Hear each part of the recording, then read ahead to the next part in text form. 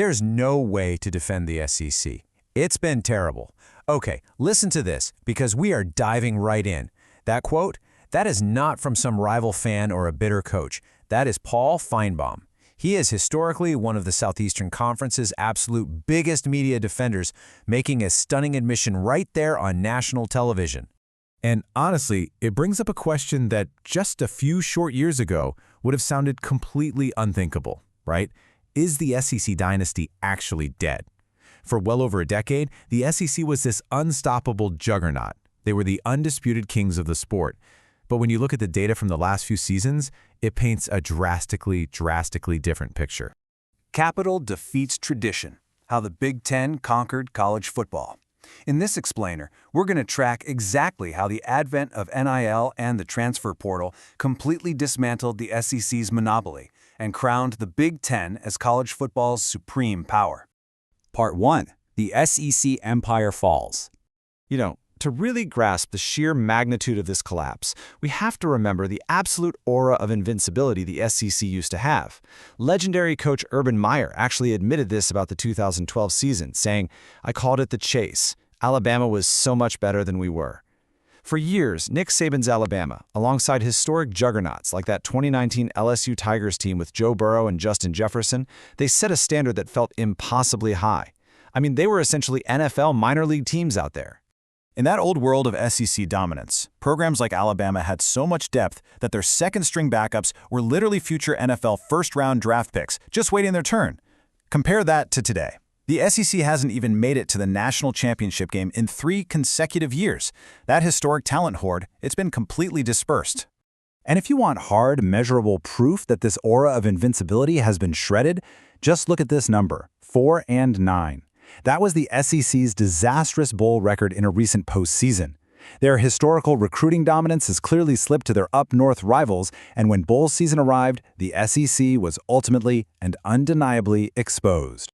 Which brings us to Part 2, NIL, the Great Equalizer. So how did this historic downfall happen so fast? Because it really happened in the blink of an eye. Back in June 2021, the Supreme Court struck down the NCAA's restrictions on athlete compensation. By July, the NCAA officially allowed athletes to profit off their own brand. And almost immediately, boom, by 2022, transfer portal entries absolutely surged. High school recruiting instantly morphed into this wild, capitalistic free agency. And the real engine driving this change? The NIL Collective. These are independent entities, usually set up as for-profit LLCs, and they're designed specifically to gather massive funds from wealthy boosters and local businesses. Essentially, these collectives allow donors to start legally buying rosters by paying student-athletes for endorsements and appearances. Guys, the sheer scale of this new economy is mind-blowing. Within its very first year, the NIL market surpassed $900 million. We're talking almost $1 billion. This wasn't a slow, gradual shift. It was an overnight tidal wave of capital flooding a system that, quite frankly, used to pay its players in dining hall meal swipes. And obviously, this fundamentally changed the player's mindset. Nearly 75% of modern athletes at Power 5 schools now openly cite NIL as a major driving factor in their college choice. The days of winning a recruit purely because you have a nice stadium or a legacy of winning, those days are gone. It's a business decision now, plain and simple. Moving right along to Part 3, Donors Defeat Traditional Recruiting. Think about it. In the past, an SEC coach could stroll into a living room and sell nostalgia, sell tradition, and sell a proven path to the NFL.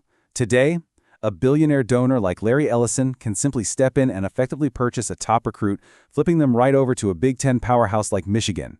Wealth completely overrides geography now, and the comparative data proves it. Big Ten portal class rankings and top-tier roster investments are now routinely outpacing those traditional SEC strongholds. One of the sources we looked at stated it incredibly bluntly. It's a capitalistic economy right now. Who's got the money? Programs are now openly building the absolute best defense money can buy. That traditional SEC depth chart, where elite high school recruits would patiently sit on the bench for 2 or 3 years, completely obsolete. If an elite player isn't starting, they just enter the portal and take a highly lucrative offer somewhere else. Part 4. The Big Ten takes total control. This massive paradigm shift leads us to one undeniable outcome. 3 consecutive national championships, won by 3 completely different programs, all residing in the Big Ten. In 2023, Michigan used their resources for elite player retention and went undefeated. In 2024, Ohio State leveraged massive NIL capital to build a super team straight out of the portal. And in 2025, Indiana authored the greatest Cinderella story ever by aggressively buying the exact right pieces. 3 years, 3 Big Ten champions. Let's zoom in on Ohio State's 2024 strategy for a second. They essentially deployed what's estimated to be an 8-figure NIL payroll to build a championship roster from scratch. They secured a veteran quarterback in Will Howard and an elite running back in Quinshon Judkins out of the portal, while retaining transcendent freshman wide receiver Jeremiah Smith. They didn't wait around to develop a roster. They went right out into the free market and acquired a title-winning team. But honestly, the absolute most shocking result of this whole new era, without a doubt, it's Indiana. Head coach Curt Cignetti arrived, heavily utilized the portal to acquire a starting quarterback in Fernando Mendoza from Cal, and led a historically struggling program to a completely undefeated national championship season. Indiana is now an undeniable powerhouse. Just let that sink in for a second.